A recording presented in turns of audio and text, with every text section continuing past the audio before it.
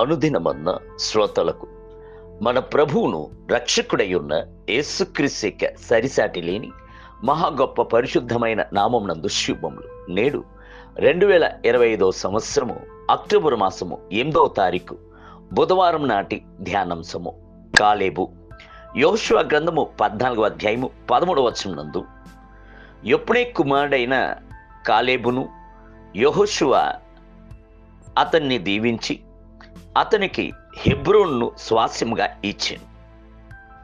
నేడు యెహోవాను నిండు మనసుతో అనుసరించిన కాలేబు అను పరాక్రమ గల శూరుణ్ణి సంధించబోచున్నాము.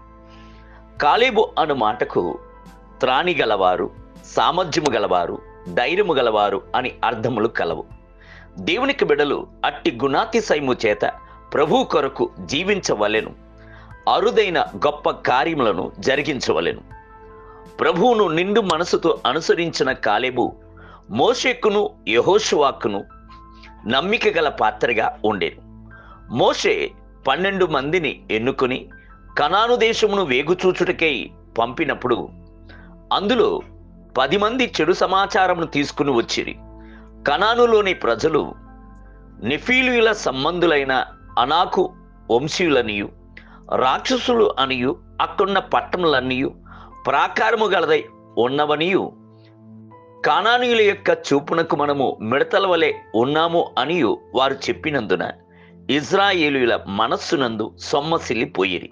అయితే మిగతా ఇద్దరు యెహోషువయు కాలేబును జనులను నిమ్మలపరచి కూర్చుండబెట్టి ప్రభువు మనలను ప్రేమించుచున్నాడు, ఆ దేశమును మనకు దయచేయును, కానానీయులను కాపాడి నిలబడిన నీడ వారిని విడిచిపెట్టెను, మనము సులువుగా స్వాధీనపరుచుకుందుము అని చెప్పిరి.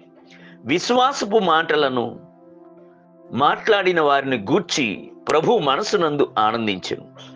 ఐగుప్తు నుండి బయలుదేరి వచ్చిన వారిలో యెహోషువయు కాలేబు మాత్రమే కనానులోనికి ప్రవేశించిరి. కాలేబు వయసు మళ్ళిన దినముల యందును బలవంతుడిగాను యుద్ధ యోధుడిగాను ధైర్యవంతుడిగాను ఉండెను. ఆయన యెహోషువ ఎదుట నిలవబడి, ఇదిగో యెహోవా చెప్పినట్లు ఆయన నన్ను సజీవునిగా కాపాడి ఉన్నాడు, ఇదిగో నేనిప్పుడు 85 ఏండ్ల వాడను, మోషే నన్ను పంపిన నాడు నాకెంత బలము, నేటి వరకు నాకంత బలము ఉన్నది, కాబట్టి ఆ దినమున యెహోవా సెలవిచ్చిన ఈ కొండ ప్రదేశం నాకు దయచేయుము అని అడిగాను. యెహోషువ గ్రంథము 14వ అధ్యాయము 10 మొదలుకొని 12 వచనములు. తన వృద్ధాప్యపు దినముల యందును కాలేబు తన యొక్క విశ్వాసమును విడిచిపెట్టలేదు. ప్రభు యొక్క బలముపై నమ్మిక గలవాడే ఉండెను.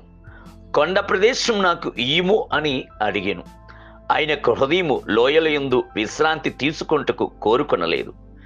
చివరి శ్వాస ఉన్నంత వరకు గొప్ప కార్యములను చెయ్యవలెను అను వాంఛించెను. దేవుని బిడ్డలకు విశ్రాంతి తీసుకును దినము అని ఒకటి లేదు.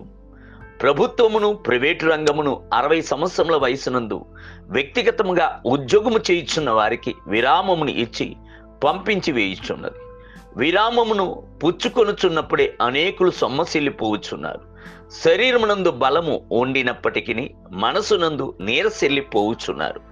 దేవుని బిడ్డలారా, మీ దినములకు తగినట్లుగా మీ యొక్క బలమును ఉండును. కావున మీరు ప్రభునందు బలమును పొంది ఆయనక పరిచర్యను చేయుడి. నేటి ధ్యానమునకై పక్షిరాజు యవనములే మీ యవనము కొత్తదగుచున్నట్లు మేలుతో మీ హృదయమును తృప్తిపరచుచున్నాడు. 103వ కీర్తన 5వ వచనం. నేటి వేద పఠనము ఉదయము యెషయా గ్రంథము 30 మరియు 31 అధ్యాయములు, సాయంత్రము ఫిలిప్పీయులకు రాసిన పత్రిక 4వ అధ్యాయము. ప్రభువు మిమ్ములను దీవించునుగాక. ఆమేన్.